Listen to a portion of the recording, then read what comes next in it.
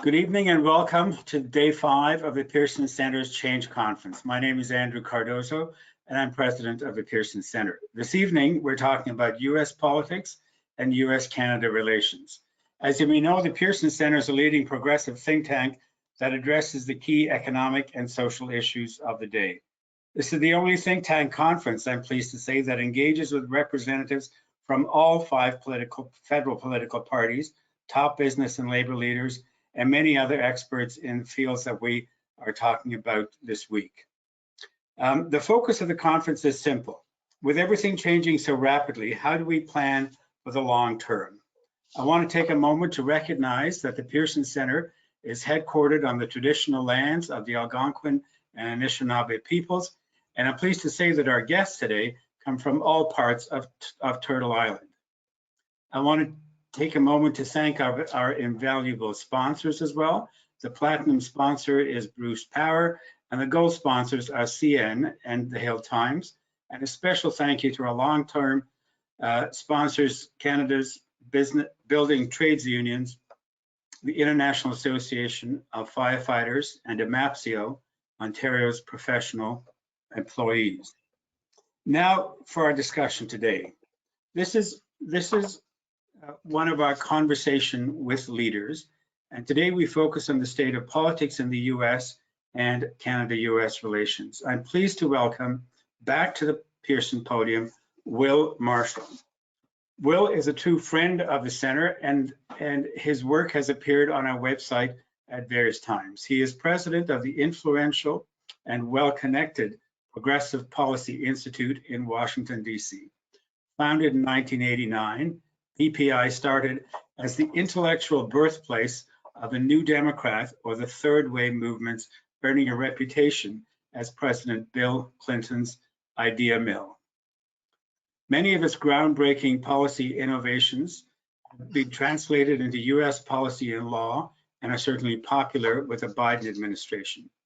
Will Marshall will be in conversation with Elizabeth May, Member of Parliament for Sandwich Gulf Islands, and of course, former leader of the Green Party of Canada, back by popular demand on the Pearson podium. Thank you for joining us again, Elizabeth, as well as Don Arseneault, a Pearson board member and a former minister and member of provincial parliament of New Brunswick. So just quickly, the format is as follows. Following a discussion for about 45 minutes, we will take questions from you, the audience. So please send in your questions on the question box, and we'll try and get to as many as we can before we end. We will end promptly at 8 p.m. Eastern time. And with that, over to you, Don. Thank you, Andrew, and thank you for the opportunity for us to discuss U.S. politics and U.S.-Canada relations. And we can be more proud to have Will Marshall from the Progressive Policy Institute in Washington to join us this evening for this 1 hour. 1 hour goes really quick, so we don't want to waste too much time. We want to give you the opportunity to answer some questions, give your thoughts on how you see on some of these important issues. And there's no doubt Elizabeth May, a leader in her country in Canada, she will have a variety of questions. I'm sure she probably will touch a little bit of some issues on the environmental piece, I'm sure, because she has a lot of credibility on that. But maybe just to kick it off, Will, this evening we had a very important decision that was done in the courts on the George Floyd case.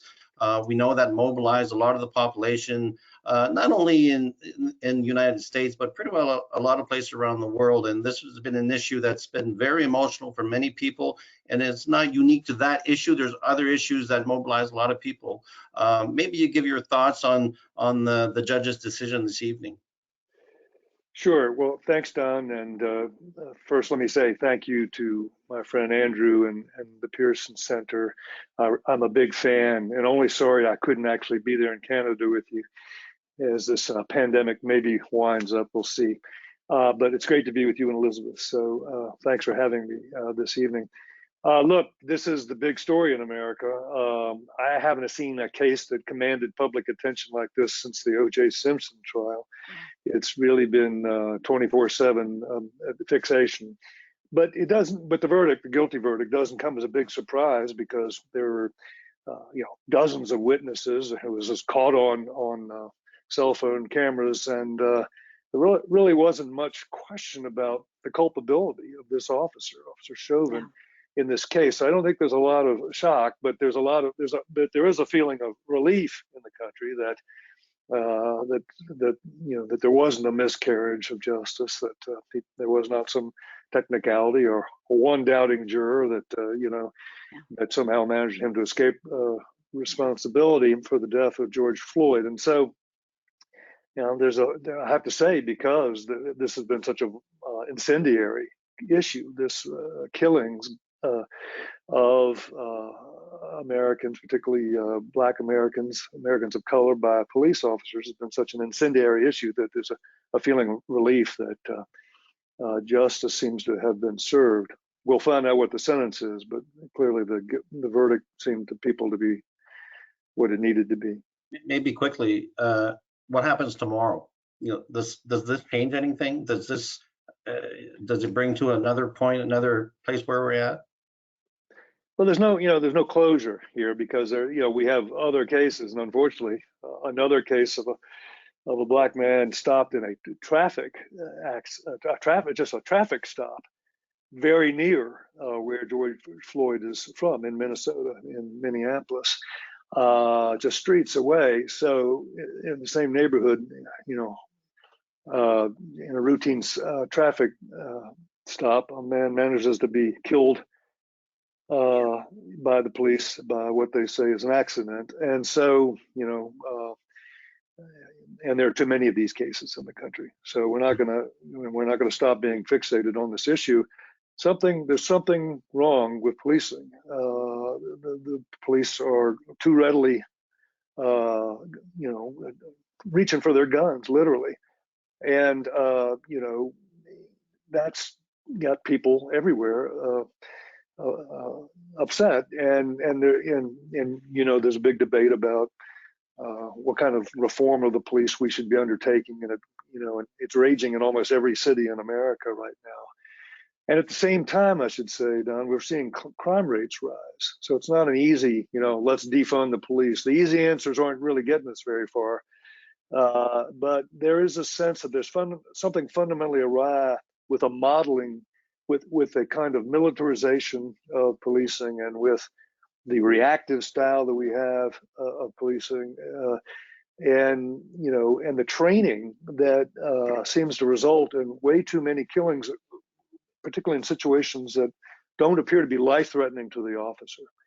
So this debate's not going away by a long shot. We're going to continue to have it, and I think it'll carry right on through until the midterm elections, our next big election cycle. And frankly, the Republicans see it, I hate to say this, as an opportunity, to score points against Democrats for being anti-police, soft on crime, the usual kinds of tropes that we hear from our Republican friends. No doubt. Elizabeth? Well, just picking up on that, and again, welcome back to Canada, Will.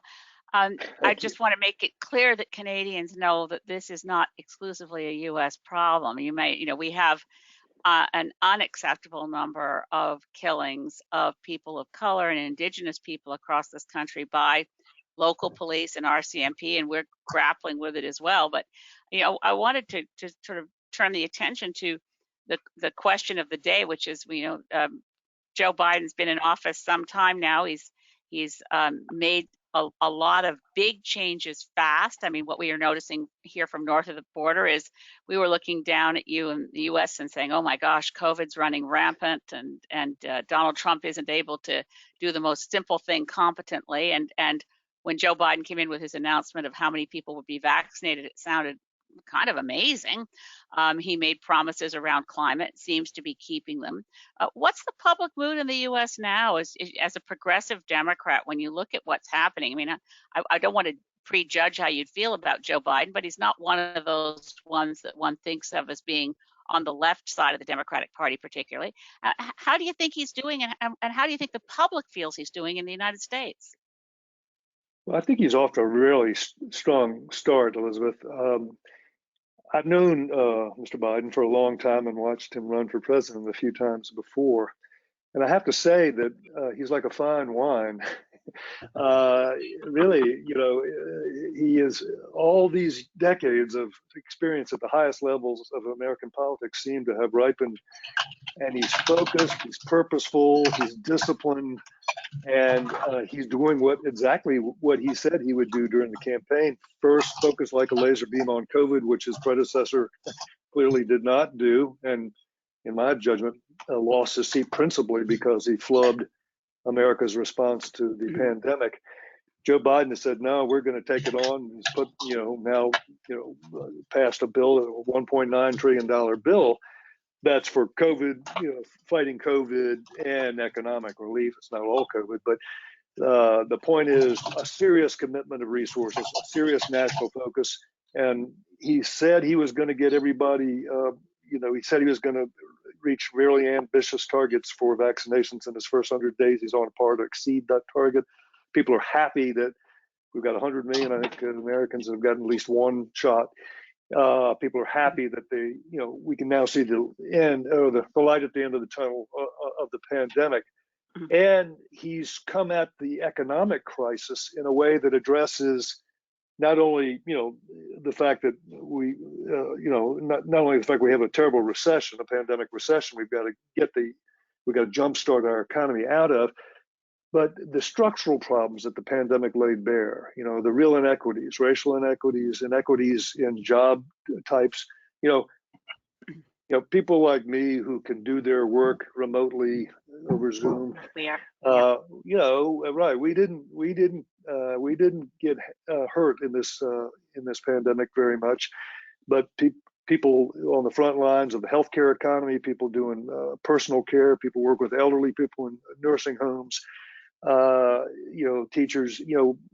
These are the folks that lost their jobs, had to stay at home. And then many people had to stay at home when their kids couldn't go to school. So the pandemic rain didn't fall equally on everybody. Some people really got hurt and damaged.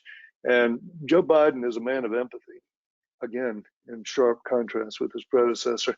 And he knows that, and he knows that we can't just go back to the status quo ante, the way things were, a strong economy a year ago before the pandemic got real. He knows that we've got to build back fairer and stronger, as he would say, or build back better as a slogan, but that we've got to tackle the inequities that this crisis has thrown into sharp relief, and he's determined to do that. It's been, I don't know, Don, I should probably turn it to you, but I wanted to just pick up on the ways in which you're describing what Biden sees. And I have to say that our government here, the Prime Minister Justin Trudeau and his cabinet, speak in that kind of language, as do most parliamentarians. Frankly, we can't go back to a time when our seniors in long-term care are basically abandoned. We had the highest death rate in long-term care of our seniors. People referred to it as a senicide through our COVID experience. We know we don't want to let that go back to normal. We also know that we weren't doing enough on climate, and I know at some point we'll turn to what Biden is doing, what President Biden is doing this week on climate. But at a deeper level, I want to know, given the deep divisions in the U.S., given that there's a substantial part of the American populace that is prepared to believe things that are blatantly false, such as that the election was stolen, and that you have elected Republicans prepared to stand up and play footsie with those people who believe that QAnon is a thing. President Biden will have to be a miracle worker, and I hope he is, to pull that society that is so deeply divided into one place again. Do you see any sign that he's getting through to the people who think he stole the election, for example? Yeah, that's a great question, and it goes to the heart of our political dilemma in this country. Look, he's not breaking through to the hardcore Trumpy people. They have adopted a style of politics which is 100% oppositional, negative partisanship, animus toward the enemy, that is Democrats, the deep state, the diverse society that America is becoming, is their ruling passion more than trying to get things done. So they're not going to be the people that Joe Biden reaches. But Joe Biden, did win over a lot of Republican-leaning voters, Republican voters in the suburbs, independent voters who often lean Republican in presidential elections. That's how he won the presidential campaign by 7 million votes. It's really gains in the educated suburbs of the United States. And so he said during the campaign and after that, he wasn't going, basically he said he wasn't going to be a polarizer like the guy that he replaced. You know, he was going to represent everybody, including the people that don't vote for him. And he's taken that quite seriously.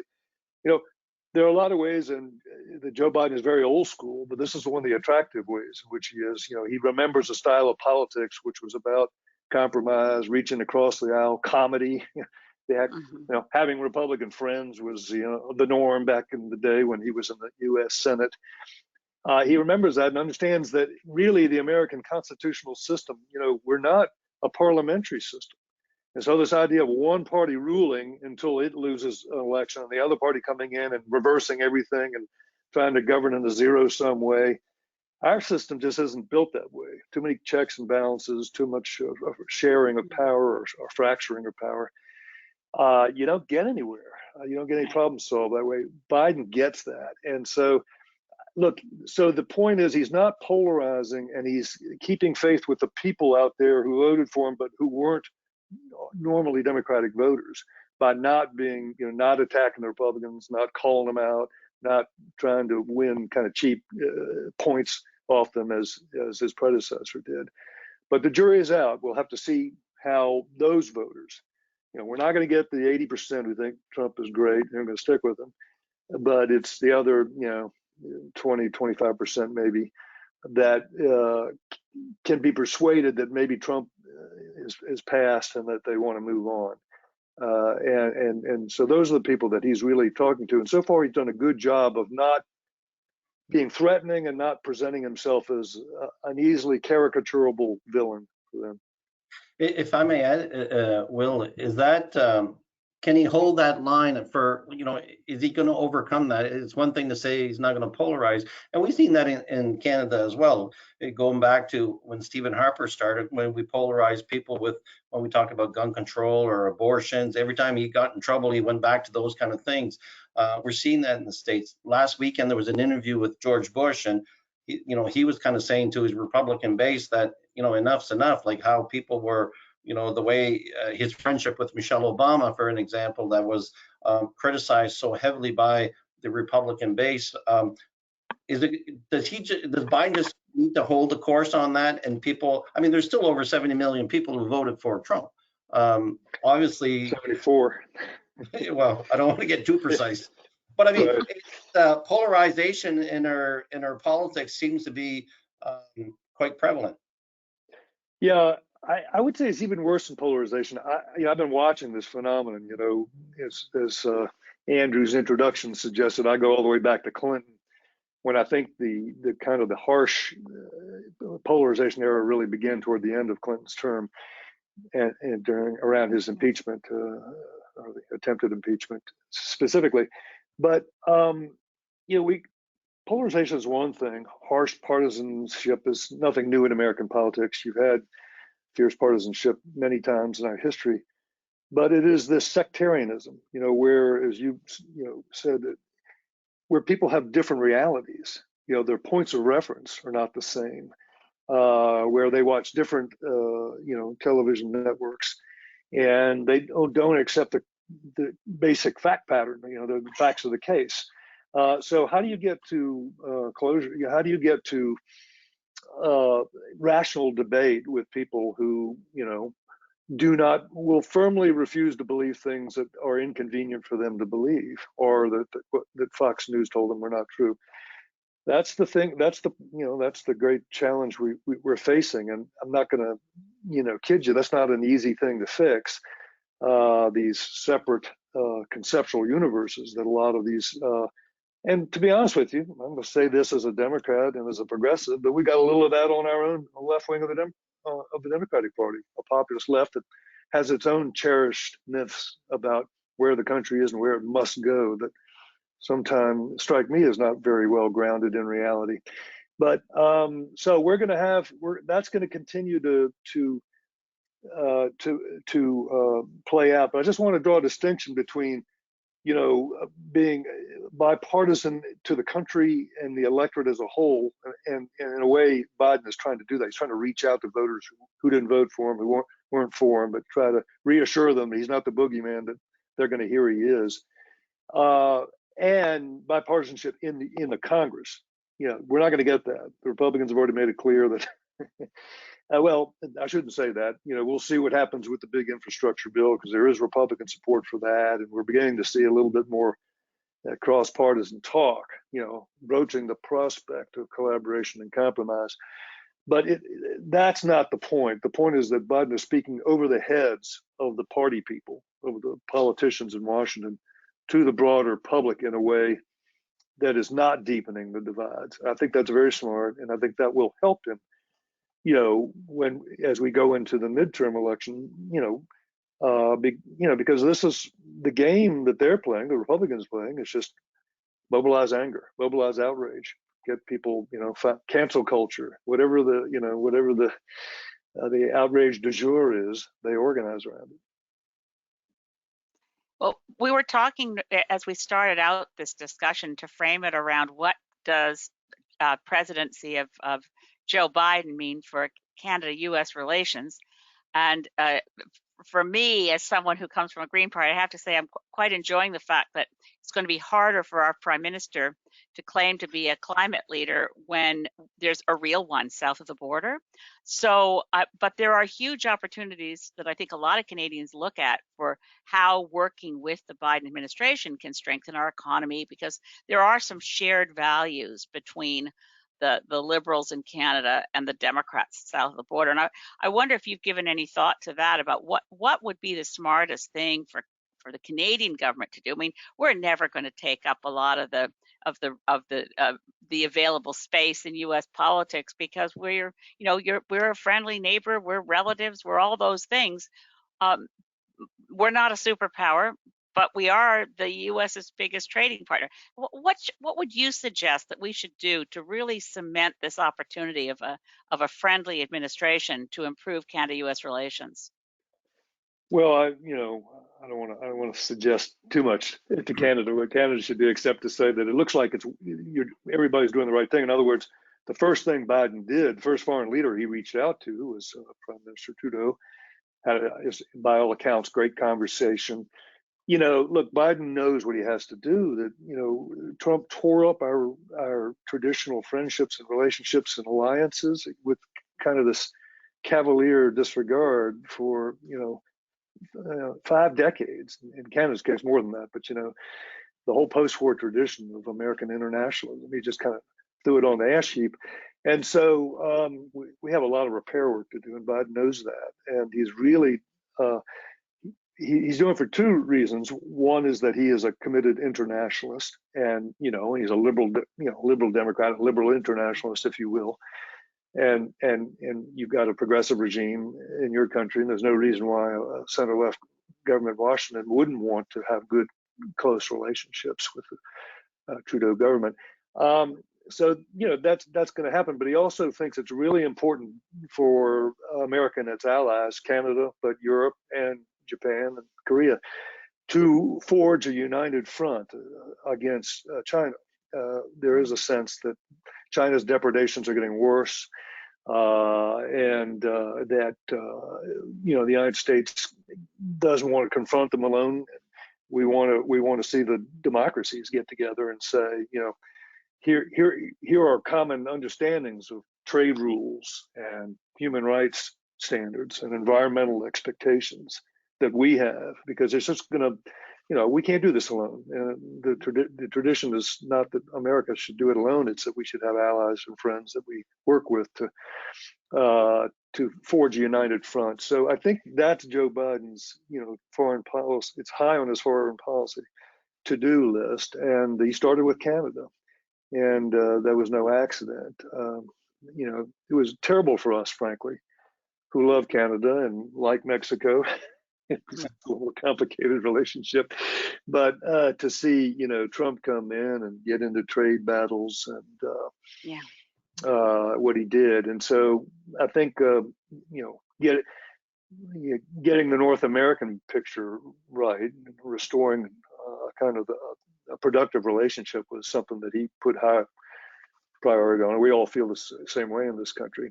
So I think it's, I'm sure that the Prime Minister will be there this week, or will be participating in the Leaders Summit, on the Earth Day on Thursday, and there's a chance here for kind of, it's like America just went on walkabout for 4 years, right? We were stumbling around in the desert of Australia, the outback, and we've just found our way to a town again and come back to normal. So we realized we got to be humble, because if America can suddenly go off the reservation as badly as we did, then all of our friends and allies wonder how reliable we are. Right. And it's you can't say we can't say no. That's the wrong reaction to have, because who knows what the next 2 elections are going to bring. But for now, at least, there's a real opportunity to resume the kind of collegial, collaborative, the solidaristic relationship that he wants to have with the liberal democratic nations, and of course with our closest neighbors. Yeah, well, we've got the G7 and the G20 coming up. There's lots more opportunities for seeing how we move towards more multilateralism again once, getting past, which as you said, we don't know what lies ahead, but we hope that kind of U.S. Withdrawal from the world is an aberration, and the participation in multilateral institutions. I mean, I never thought I'd see the United States deciding that not one of my favorite world institutions, but the World Trade Organization even was something that Trump was not prepared to say, okay, we have a set of rules here that we all developed. Right. Certainly, he deciding to pull out of the World Health Organization, pull out of the Paris Agreement, and ignore World Trade Organization rules was a place I never thought I'd see a U.S. president move. So it's certainly heartening to see you weren't alone. Elizabeth, you weren't alone. There were tens of millions of Americans who were like gobsmacked by this. What are we doing? What's happened here? America First, which is the shorthand for this this narrow, selfish nationalism that Trump thinks he stands for. That was a slogan of isolationists and, frankly, German sympathizers leading up to World War II. No one seems to remember that. Trump, I don't even know if Trump knew that. But it was a discredited and disgraced tradition in American foreign policy. Well, he may not have been. Stop him from.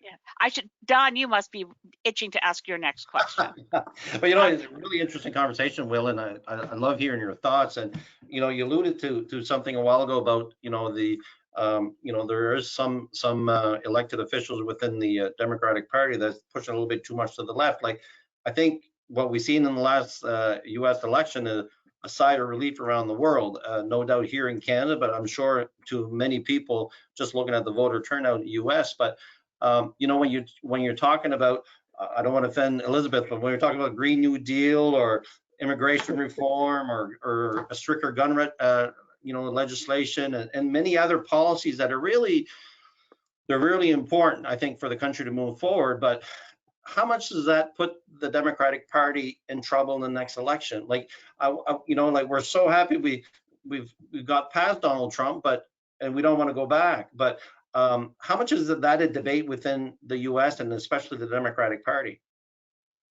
Well, everybody's trying to be good. They're trying to be loyal team players. We all are trying to be loyal team players. And the Democrats are a big church, big tent kind of coalition. We actually have a lot of moderates. The Republicans don't have many moderates left. The Democrats do. But it's important in this sense, all throughout 2020 and the whole primary season, you had a situation where the progressive left thought they were in the ascendant, and they thought that they were setting the Democratic Party agenda. And it was strange to them to have somebody that many of them viewed as a relic, Joe Biden, sweep through and then just win handily against Bernie Sanders. And that could have been a rupture, but it wasn't. Biden did a good job of fence mending. Sanders, to his credit, wanted to make sure that we weren't going to we weren't going to let our divisions keep Donald Trump in office. You know, the stakes were too high. And I think that spirit of, you know, the stakes being really high has continued. But I think we're going to get into some pretty tough territory now, because the questions are going to be, well, you know, do you break up this new Biden jobs package? It's $2.3 trillion. You know, what can you really get through the Democratic Party? Because remember, a lot of Democrats represent, you know, more competitive seats, swing seats and swing districts and states. And if you're in Pennsylvania or Wisconsin or Georgia or Arizona, Michigan, you know, it's a different world. You know, you're in a different kind of context when you're running for re-election than if you're AOC up there in a nice deep blue urban seat in New York. And we need to have the understanding in our party and the tolerance for that it's a diverse geographically and diverse philosophically party. And if we lose that, we'll weaken ourselves and create openings for the other side. But the immediate challenge is, you know, that not every Democrat can vote for, you know, the kind of things that will make the progressive wing happy. You know, they want to get rid of the filibuster. They'd like to get rid of the Electoral College. They'd like to make Washington, D.C. a state, and Puerto Rico a state too, to deal with the kind of asymmetrical problems in American politics. I understand all that. But if you look like you are just trying to, again, win zero-sum victories over the other side, you could lose the people that Biden's gained and brought into the coalition. So you got to be careful about that. Yeah, we struggle with electoral reform up here too, because the strange thing is that Canada and the United States are among the minority of modern democracies that use a system of voting that can create the problem of the wrong winner. The candidate, or in the case of Canada, the accumulation of seats for one party that gets most of the votes doesn't always get to form government. Is there, and I'm sorry for asking you a question that we never talked about before we started. Just wait, is there a compromised way to deal with the Electoral College, keep the Electoral College, but ensure that the votes that the Electoral College casts are based on how the public in each one of the states actually voted? Is that a live prospect at all? Yeah, I mean, a couple of states, Maine and Nebraska, already have that, where some districts in the state are allocated to whoever won that district. So Trump won, I think he won one electoral vote in Maine, if I'm not mistaken, while losing the state. And we won, Joe Biden won one in Nebraska while losing that state. So you could do that, and there's this compact going around. They've been a compact of states, and if you get enough states to sign on, you can get you can change the Constitution to get rid of the. You could either get rid of the Electoral College altogether, or you could just say that it's going to become a reflection of the popular vote. You know, we're just going to allocate the Electoral College votes according to who won the popular vote. In which case, you might as well get rid of it, because it doesn't really do much for you anyway. But I don't, you know, we are so evenly balanced, and in this country, I just don't see what's going to tip that balance. I mean, you know, as excited as we all are about a Democratic president, kind of restoring sanity, but also he's got big progressive ideas and purposes he wants to achieve. You know, we got to keep in mind that our majority rests on a knife's edge, right? We have 50-50 Senate, and we have 6-vote lead in the House, and that's just not much. And again, you might lose Democratic votes on certain issues because they got to vote their districts or their states. So, you know, to try to bring about transformative change on the basis of very slender, majorities is really a difficult task. And so, I think that's true of almost everything we do. It's going to be, so we may be heading into an era where the big gains, the big things that Biden wanted to do, we're going to slow down a little bit and have to break things apart and look for opportunities to actually compromise and get Republicans on some measures and start trying to govern again. that could happen, but it also may not. The Republicans made a pact against anything Obama wanted to do when he was in the White House, and they could do the same thing here. But I kind of feel like a lot of them don't want to do that. There is the governing wing of the party that wants to show that they can help contribute to problems solving right now. So they're openings for us. That's a very encouraging piece of news. Sorry, Don. No, you go, Elizabeth. No, I'm just saying the notion that Republicans will drop what they did in the Obama administration of just opposing anything Obama wanted, even if it was something that they'd wanted in the past. If Obama was going to do it, they were against it, and that's so destructive in pulling together any kind of progress for any administration in the midst of COVID, in the midst of a climate crisis. I mean, I think partisanship is our enemy in any country that you look at. The more you get cooperative politics, the better off you are in any crisis. Well, and just to be, to be a little partisan for a moment, the Republicans have a really deep structural problem. Donald Trump never got his approval rating over 46%, or if he did, it was a very brief blip. That's terrible. Never over a majority, never over 50%. He has rock solid support among Republicans, as I said, around 80%.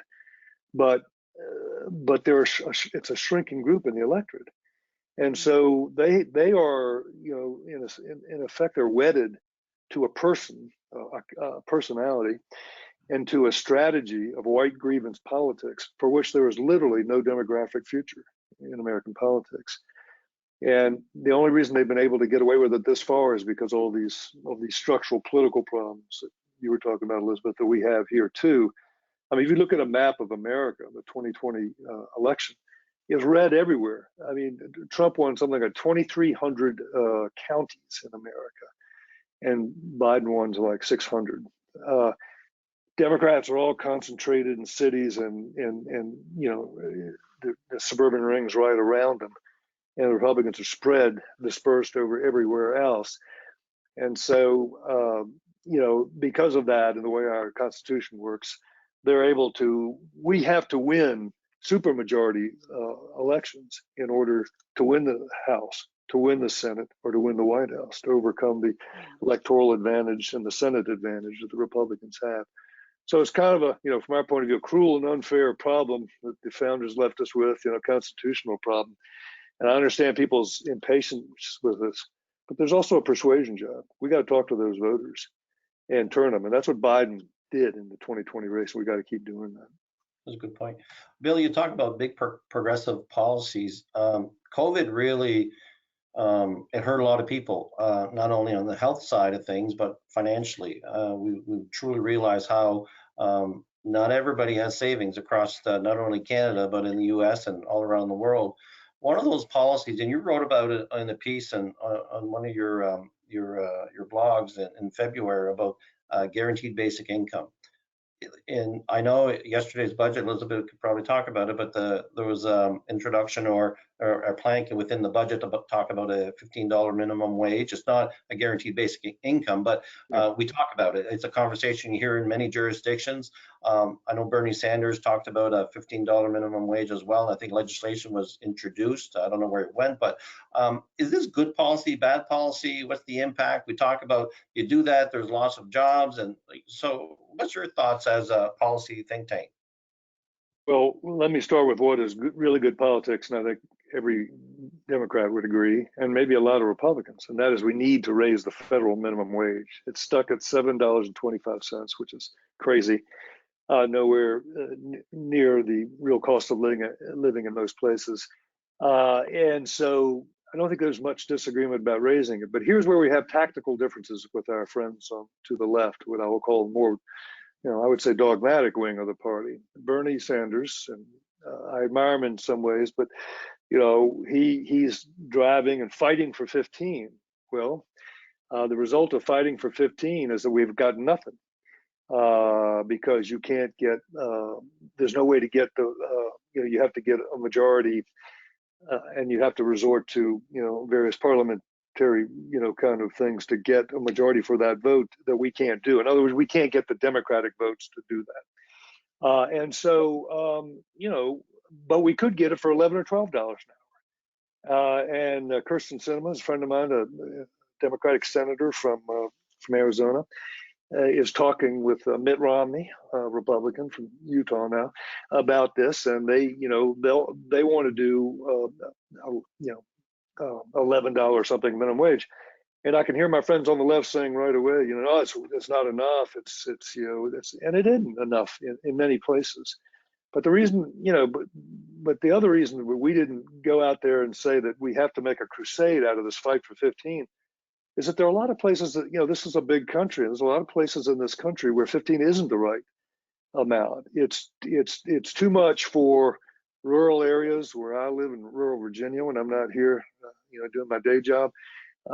You would put small employers you'd put them out of business if you force them, without a very long lead time to get, their minimum wage up to something that's more than double what it is today. You'd cost jobs, you'd kill businesses, and you'd cost low-income workers the prospects of jobs. So we just have to be smart and supple about it and look at the country and say, okay, how can we get everybody to 15 eventually? How can we do this in a gradual way that keeps the pressure on for movement in that direction, but it also is adjusted to regional economic realities? And, it seems to me that is, I'm a think tank guy, so rational policy, policy ought to be rational. It isn't always. But, if we had a rational politics, you'd try to do it that way. You try to say, for rural Alabama and Mississippi and rural Virginia, for that matter, and upstate New York, for that matter, we're not going to go to a $15 minimum wage right away. In New York, you've got more than a $15 minimum wage when you add the local, what the locals do to that. So it's too little in high income places and too much in very low and places. So you just have to be smart about how you phase it in and how you get to where we'd like to see everybody get. So that was our view, and so the question will become whether to compromise on 15 and settle for 11, 12, whatever. My druthers would be to get people up to whatever we can get them up to, whatever the political traffic will bear now. Let's get them up to that. But let's look at other tools. If you saw my piece, I laid out a bunch of tax side policies to supplement the private wages, inadequate private wages of low wage workers. So you could, this is not the only way to skin the cat. We always go back to the minimum wage. It's a venerable 1935 policy, but if you're creative, there are a lot of other ways to raise the incomes of low-income workers. We had in our budget, which was just yesterday, a focus on that. I mean, one of the things that struck me, Will, not to tell you stories about Canada, but during this COVID pandemic and living out here in British Columbia, to read a story that an Ottawa homeless shelter had a COVID outbreak, and the people running the homeless shelter wondered where the COVID came from. And it turned out there were 2 people living in the homeless shelter who were holding down 2 jobs, but still with 2 jobs, these people both worked in long-term care in seniors' homes, and working 2 jobs could not make enough money to have a roof over their head. So they brought COVID from the long-term care home where they were underpaid and at risk and didn't have enough protective. So that was for me. I mean, I've known there's people who are the working poor, but again, COVID really exposed a lot of things that are unacceptable. I personally want to see a guaranteed livable income in Canada, and it's just something to make sure that nobody falls below the poverty line, and they can make more money on top of that. And then it's not on the individual employer to make sure that they're paying more to be able to keep their workers properly fed and housed and all that. It shouldn't fall on just individual employers to try to figure that piece out when you're a wealthy industrialized country. I mean, that's how our discussion is going in Canada right now. That's interesting, Elizabeth, because exactly the position I was just trying to articulate here, because the very first policy idea PPI had in 1989, to date myself, was to dramatically expand the earned income tax credit, which is it's just a work bonus. It's a tax side bonus for low income workers. You match their low wages up to some threshold. And it's become the most effective, after Social Security, it's become the most effective anti-poverty policy in this country. But your larger point is what I'm really saying I agree with. Yeah, the employers have a responsibility, but so does government. You put those two together, and you can get low-income people where you want them to be. You can get them a living wage. Yeah. It doesn't have to be one thing or the other, but we always make these, these litmus tests, 15 or fight. To me, that's the kind of rigidity, the ideological rigidity. I think we would not be wise to embrace on our side. Can I change to a folk? Just this is a complete shift, so I hope it's okay. Unless Don, if you need to pursue this No, question. you go. Okay, well, a lot of us Canadians were pretty excited about Kamala Harris. We were pretty excited to see the first woman vice president, the first woman vice president who also happens to be Black, who also happens to be, who spent some of her high school years in Montreal. So we're going to claim a little bit of her life. Okay. I happen, That's I introduced myself as former leader of the Green Party. Our new leader is the first Black woman leader of any federal political party in Canada. Just wondering, as vice president, there's lots of different vice president models over the years in the United States. Some vice presidents are true partners. Others are, you never saw them again once they took the oath of office. What kind of vice president is Kamala Harris being to Joe Biden? What is Joe Biden asking her to do for the country? It's funny you asked that, Elizabeth, because Walter Mondale just died here. Walter Mondale, who was vice president under Jimmy Carter, again to date myself, but the reason that's significant to your question or relevant to it is that he pioneered the activist vice president. Before that, the vice presidents were seen and not heard. They weren't seen or heard. They were supposed to just stay in the background and not cause any waves or anything, and preside over the Senate every now and then. But Mondale, who was an active guy, couldn't do that, so he took on portfolios and was an active vice president. She's going to be that model. There's just no question about it. That's what Joe Biden was for Barack Obama. Biden took on a lot of great portfolios for Biden. Helped sell he was his emissary to the Senate, to Congress. Helped sell the big relief package way back in 2009, and the whole middle class, buttressing the middle class initiative that Obama did, and foreign policy choice, because of course Joe Biden was a big foreign policy guy as well, leader. So the point is, I think that's that's the kind of vice president Kamala Harris is going to be. People want to see her. They're like you. People are interested. They want to see more, and there'll be a demand for her out there in the country and what she's doing. Now, for her sins, I guess, or for her, loyal service, she was rewarded with the immigration portfolio. President Biden handed her, maybe what is one of the hottest potatoes that he's got facing now, and that's big pile up at the border. We have a lot of young kids showing up unaccompanied at the border. We've got the refugee issue kind of percolating. And again, the Republicans trying to say, see, we told you so. You reverse Trump's policies and we get this inundation. And so, but he's given her that portfolio as as a child of, immigrants. She, it's a natural thing, but it's going to be a tough challenge, and how she performs on it, I think is going to, everybody will be watching to see that, because this was no easy lift for anybody. I have some questions from the audience. So people are actually listening to us. So I got 4 or 5 questions, and I'll just put a couple of quick, because it's already 10 to 9. So one of the things that people were asking for is in the Biden administration, is there cabinet secretaries that we should be looking out for that seems to be shining or will be shining or carry a big load or not? There are a lot, particularly after the the rum crew that Trump put in there. But we have, a couple that I'm particularly fond of. I was a big fan of Mayor Pete Buttigieg, as everybody calls him Mayor Pete.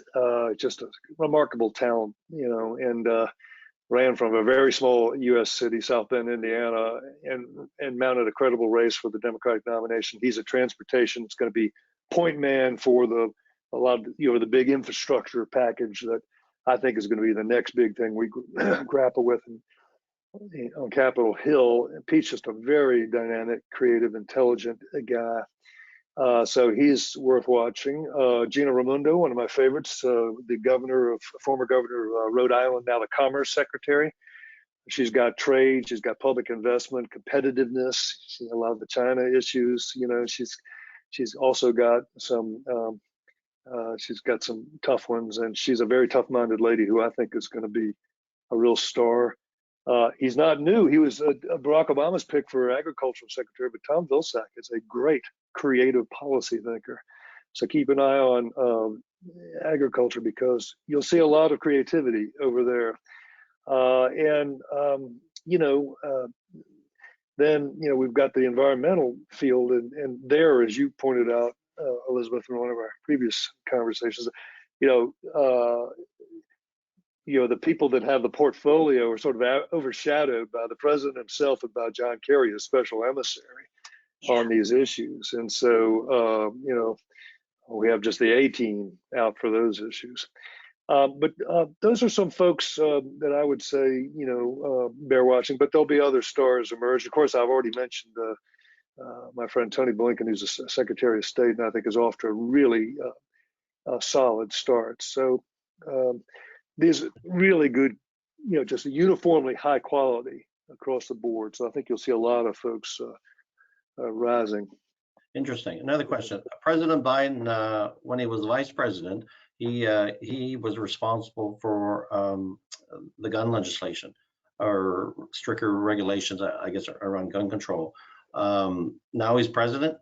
Do we see any movement on this file? It's a great question. He would certainly love to see it. He has a long history. He was part of the big bill with Clinton where we banned assault weapons, back in '94.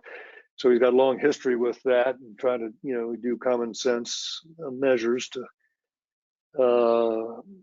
reduce gun violence. And so he'll try. This is one of those issues that's, it's always kind of your wit's end to explain to to people outside of this country that people feel, the pro-gun folks are just so dug in.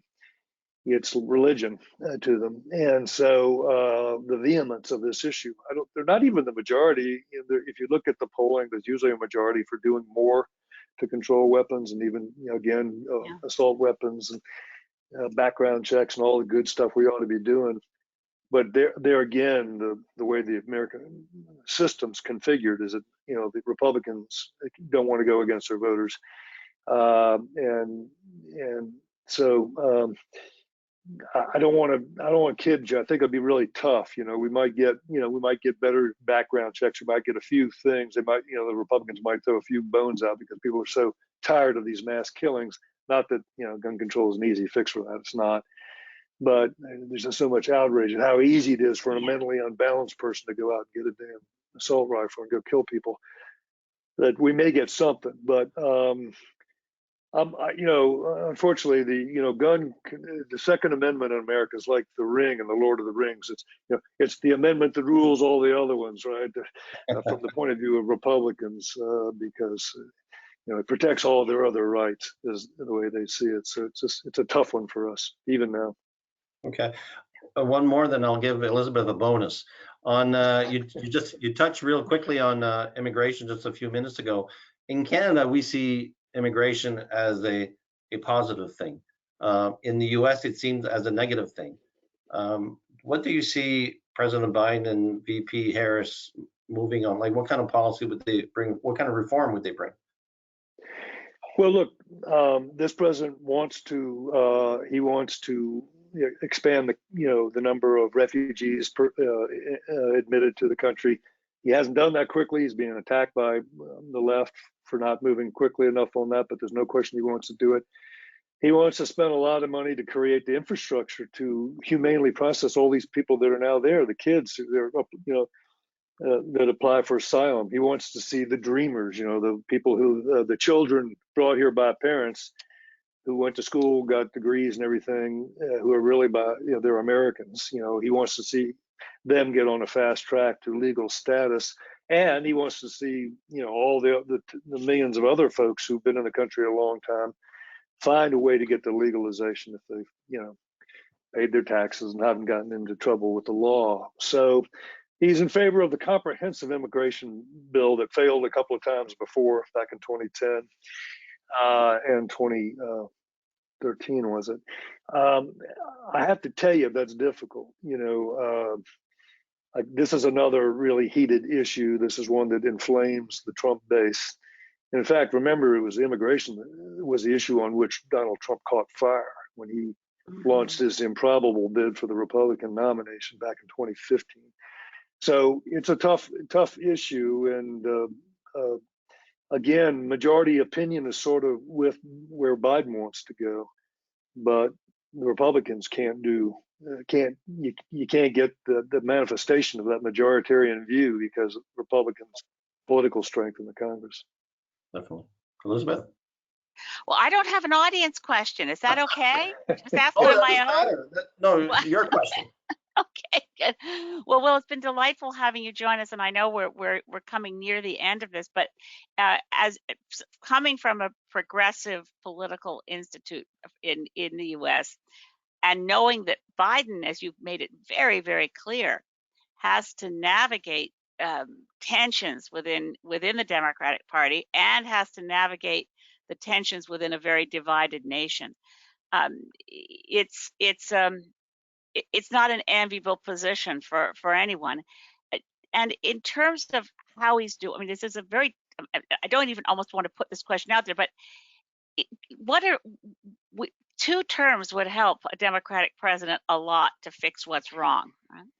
And he's certainly the oldest U.S. president at the point of his election. And I think he has said that he will run for a second term. Is there any ageism at play in the U.S. that would want to make that an issue? It's a tough question, but I fear it. Being 66 myself. Yeah, I'm. It's a great question and one that makes me a little anxious. I'm fidgeting in my seat as I think of an answer, because look, he's 78, you know, and 82, and you know, in the next time he took the oath of office next time, and so that's getting up there, and this is a draining job. I mean, for his own health, you know, I'm not sure, but I don't know. You know, it's a great question. I don't know the answer. I think he's probably smart to say right now, I'm running again, because that kind of freezes action, and it suggests continuity and stability, you know, at a time when Americans are kind of looking for that, and normalcy, which he's restored. So, you know, that's probably what he had to say. A lot of people think, this is just pure what you paid for it speculation, but a lot of people think, well, he'd probably find a way to say, you know what, my job was to save America from Donald Trump. I did it. You know, and you know, that's really true. You know, he said that he wanted to, there's a fight for the soul of America. He wanted to restore honesty and decency and empathy to the White House, and liberal principle. And he's doing all those things. And if he did nothing else, he'd get a monument somewhere in my book, you know. And so it could be that he would step aside. But, you know, that's complicated because you're not supposed to, in our system, just confer the succession on your vice president. You know, you're supposed to say, well, I'm going to step aside now, Democrats. You figure out who you would like, you know, to be my successor. And it's a double-edged sword to be anointed. It would be. Normally that doesn't happen, but it would be a double-edged sword because it might look like a succession. It might look too royalist. So, you know, in a U.S. context, that's not a good thing. So I don't know how that's going to work.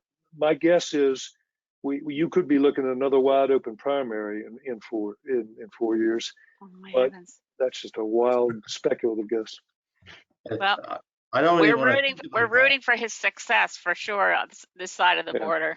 That's right. Well, look, Great. it's 9 o'clock. Thank you. It's 9 o'clock. Thank you so much, Will, on behalf of the Pearson Center, as well, Elizabeth, as well, for your great questions. It was a great hour, great conversation. I'm sure we could have had another hour very easily. So I do want to thank you. I do want to tell our audience that to join us tomorrow at 12 noon Eastern time. The topic tomorrow is the public service, COVID and beyond. We have panelists from that have senior management experience as well as labor experience.